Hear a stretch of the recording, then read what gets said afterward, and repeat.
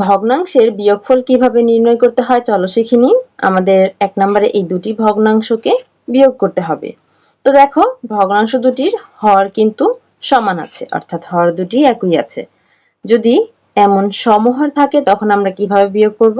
আমরা শুধু লব দুটিকে বিয়োগ করে দিব আর হর যা আছে লিখে ফেলব। এখানে লবে আছে ৩ আর এই ভগ্নাংশের লবে আছে ১।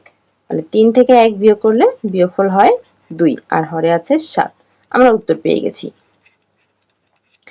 এবার ২ নম্বরে আমরা দেখতে পাচ্ছি দুটি ভগ্নাংশ, এদের কিন্তু হর সমান নয়। যদি হর সমান না থাকে তখন আমরা কি করব? আমরা হর দুটির লসাগু নির্ণয় করব। এখানে ৮ আর ৪ এর লসাগু তাহলে কত হবে? ৮ আর ৪ কে আমরা, যেহেতু দুটি জোড় সংখ্যা, তাহলে আমরা ২ দিয়ে ভাগ করতে পারি। ৮ কে ২ দিয়ে ভাগ করলে ভাগফল ৪ আর ৪ কে ২ দিয়ে ভাগ করলে ভাগফল ২। এখন এই দুটি জোড় সংখ্যা, তাহলে আমরা ২ দিয়ে ভাগ করতে পারি। ৪ কে ২ দিয়ে ভাগ করলে ভাগফল ২, ২ কে ২ দিয়ে ভাগ করলে ভাগফল ১। এখন আমরা এই সংখ্যাগুলো যদি গুণ করে দেই তাহলে ২, ২ দুগুণে ৪, ৪ দুগুণে ৮, ৮ একে ৮, অর্থাৎ আমাদের লসাগু পেয়েছি ৮। লসাগু পেয়েছি ৮।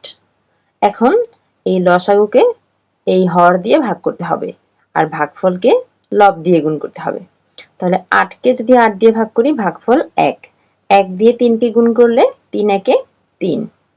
এবার এই বিয়োগটা আমরা এখানে লিখব।